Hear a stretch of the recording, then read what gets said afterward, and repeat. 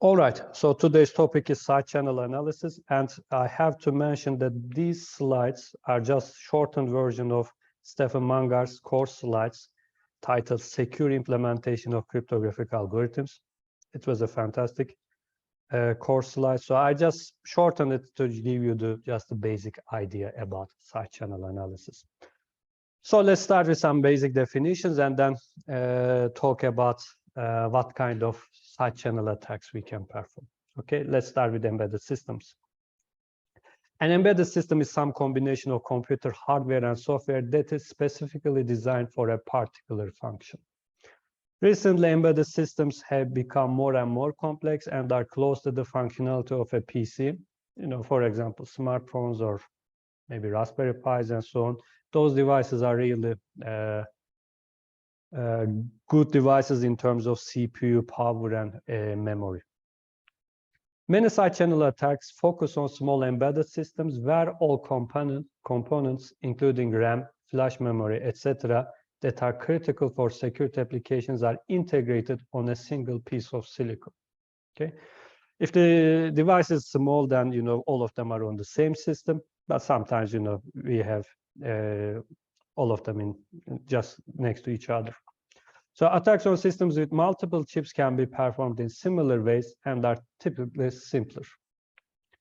Integrated circuit IC market, more than 5 billion devices per year. Of course, these slides become old and this number actually increases year by year. So even this number might be less than what it is for 2022. In general, attack scenarios, we only assume that attack scenarios, we only assume that the communication channel is insecure and the attacker can eavesdrop. So throughout this course, we always assume this, right? We said that the communication channel is insecure, so we can always listen to it and capture the ciphertext. In case of embedded systems, the attacker often has more power. For instance, think about pay TV. The broadcasting company gives smart cards to the customers, so you physically give the crypto device to the customers. Customers may try to duplicate the cards. So this may sound familiar to you. Electronic purse, the customers might want to add money themselves. Digital rights management, the customers might want to copy the material for their friends. It also happens a lot. But digital rights management is really important. Brand protection, for instance, the customer wants to use cheaper ink, batteries, etc. So most of the time, the brand tries to prevent this by only checking or accepting signed firmware. So if you can break it, then you can actually use any device you want. Even in the car radios, some people want to modify the radio, but they realize that whenever they plug in something new, the firmware do not match because they don't have a signature. And in very recent, the people realized that I forgot the brand of the car, but they realized that the company were using elliptic curve digital signature algorithm. But as the secret key, it turned out that they chose the key NIST gave as an example in their documents. So this is how the real world works. So please, it is like checking default passwords. Just check default keys that are used as examples in standardization documents and so on. When designing an embedded system, it is necessary to assume that the customer will try to break it, of course.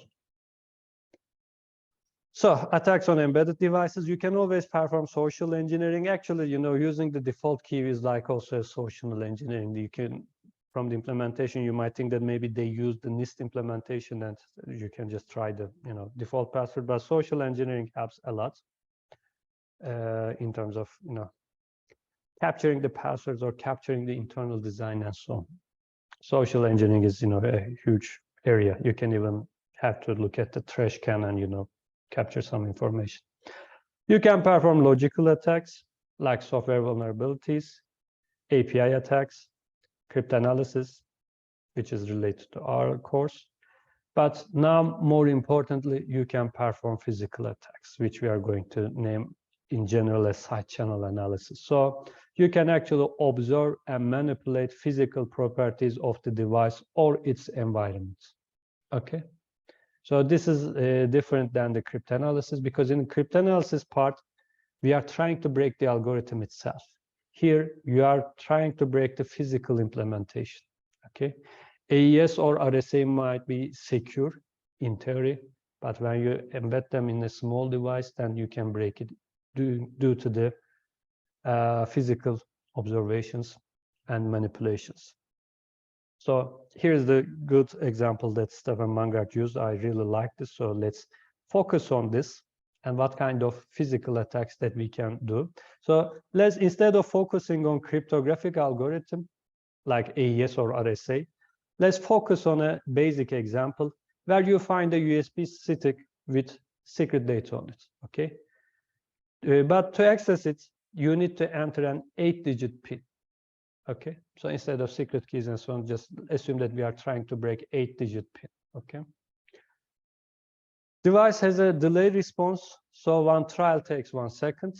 So if you want to try every 8-digit possibility, this means that you have to try, in the worst case scenario, you have to brute force 10 to the power 8 seconds. This means you have to perform this many trials, and this will take more than 3 years. So you cannot perform a brute force attack. So the question is, can we do better? Because now I have to physically capture the device. Instead of performing the brute force, maybe I can do something else. So let's start with the examples of physical attacks. So let's assume that password check is implemented on an embedded ARM processor in a straightforward way. Okay, this means that it checks the correctness of the first digit. If it is correct, then checks the second digit. If it is correct, checks the third digit. If it is correct, checks the fourth digit, and so on and so forth. But question is, if the first digit is incorrect, then there's no need to check the others, right? So you can, so in an if statement, if this if fails, then you actually break and terminate the process. But this means that executing time is directly proportional to the number of correct PIN digits. So question is how I can use this to attack the system. So a timing attack on the PIN check can work like this. Select a random PIN value. Fix all digits except the first one. Measure the timing for all 10 possible values of the first digit while you kept the remaining 7 fixed. The value that leads to the longest execution time is the correct one, because in 9 cases, the first digit will be wrong. So in the first if check, it will terminate. But on the one scenario, your first digit will be correct.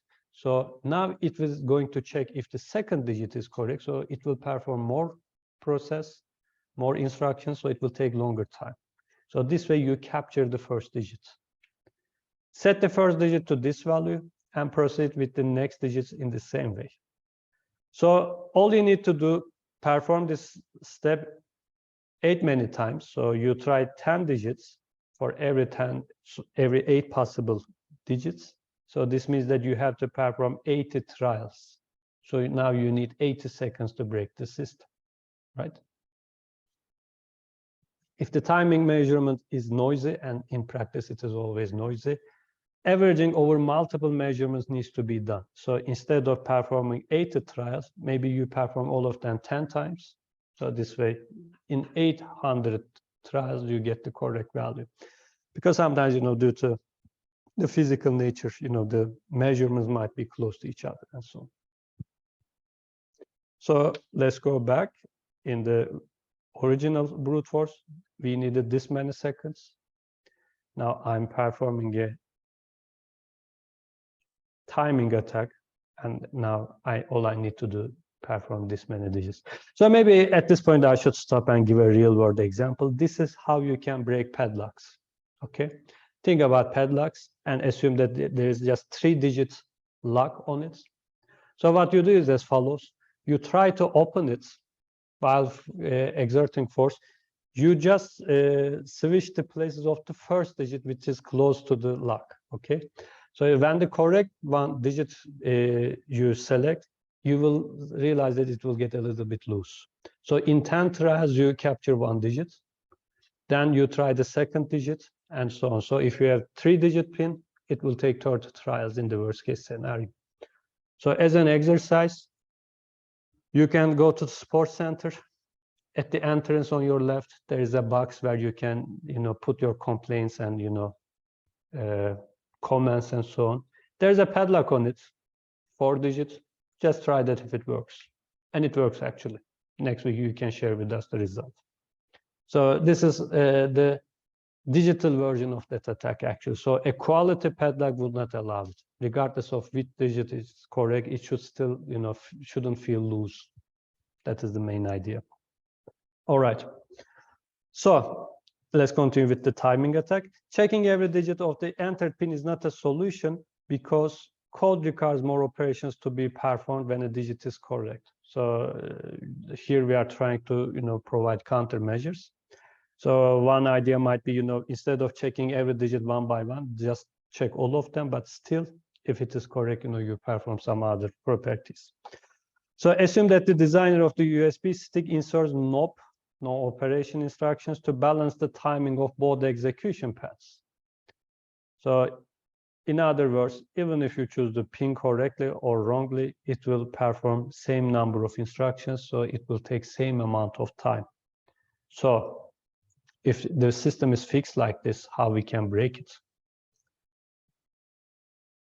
Because now, even if you enter the PIN correctly or wrongly, it will take same amount of time, right? Just by putting a no operation. So it performs no operation, but since it takes still the same amount of time as an instruction, timing attack no longer works. So here is what you can do as the second thing. Of course, before moving on, I will actually the answer will be power analysis. But before moving on to power analysis, let me give the analogy between this PIN attack with the symmetric key cryptography. So timing attacks are in particular relevant for asymmetric cryptography. However, we are saying this because, for instance, in RSA, we are performing exponentiation and multiplication operations depending on the key bits. So if it is 0, for instance, maybe you perform only exponentiation, and if it is 1, you perform both exponentiation and multiplication, so it will take longer time. So depending on the timing, you can check if the key bit is 0 or 1. So it is very easy to break RSA if we implement it in a straightforward way. But this sometimes leads to the idea that maybe symmetric cryptography is secure against this kind of attacks, but attacks on symmetric cryptography is possible if either the software implementation is not done carefully, the hardware adds data-dependent behavior. So each intermediate data values of all cryptographic algorithm carries information about the key. So this way you can actually, capture the AES key also. For instance, AES example, during the multiplication by 2 means, because here we are actually performing multiplication in the Galois field. It is either shift left, and by multiplication by 2, we mean shift left, and if the most significant bit is 1 before the shift, you also add this hexadecimal value to the result. So depending on the most significant bit, either you perform one shift operation or you perform the shift operation and also add this result. Because we are working in the finite field, and you have to kind of perform modular operation and so on. Because the multiplication is not an integer multiplication, but it is a Galois field multiplication. So this way you can capture that intermediate value bits, and that can also help you to discover the key bits and so on and so forth. So this is why timing attacks are important, and it can help you to capture the key. So I said that now we implemented the PIN scenario so that entering a correct or wrong key takes same amount of time. So what we can do the power analysis. So we've actually focused on the power consumption of digital circuits. So the vast majority of digital circuits are implemented using GMOS logic. The instantaneous power consumption of devices implemented in this GMOS depends on the instruction that is executed, the data that is being processed, and consequences for the pin check implementation is as follows. an attacker who measures the power consumption can easily detect whether NOP instructions are executed or not. Because in the NOP execution, actually you don't consume much power. So you can always check if an instruction is a NOP instruction or not. Because as it is mentioned here, the power consumption depends on the instruction that is executed, also the data that is being processed. So what you do is as follows. Select a random pin value again, fix all digits except the first one, measure the power consumption for all 10 possible values of the first digit. The value that leads to a significantly different power consumption than the other 9 is the correct one. Set the first digit to this value, proceed with the next digits in the same way. Again, 10 times 8, which is 80 power measurements, are enough to access the USB stick. But again, if the power measurement is noisy, depends on the environment, the device you are using, and so on. But repeating the experiment only once generally does not give you the correct result. So you perform the experiment more than once, then take the average and perform operations according to that. Okay. How can we, create a countermeasure for this? So counteracting power analysis attack is a challenging task. Okay, because you have to perform an implementation so that you kind of consume power in a non-oscillating way, let's say. So it should be harder for the attacker. So many publications are available on this topic, so there is not a silver bullet. I cannot tell you that just do this and it will work. Assume that the designer of the USB stick is able to balance the timing and the power consumption of both execution paths. In other words, entering a correct password or wrong password consumes same amount of power and takes same amount of time. Assume that we somehow achieved this. Question now becomes how we can attack this fixed system, right? And our final slide actually answered this. We will perform fault attacks, okay? Inject fault to the system. So for this reason, let's talk about reliability of digital circuits. Digital circuit requires certain operating conditions to work properly, like temperature range, operating frequency, supply voltage, etc. So here we perform fault attacks. This means that we actually do the following. We change the operating conditions. So by changing the operating conditions, an attacker can bring the digital circuits into states with undefined or unpredictable behavior. So fault attacks are really a general concept and there's no direct solution to this. But let me give you a very basic example. So assume that I have an if statement checking a value like if A is less than 10, perform these operations.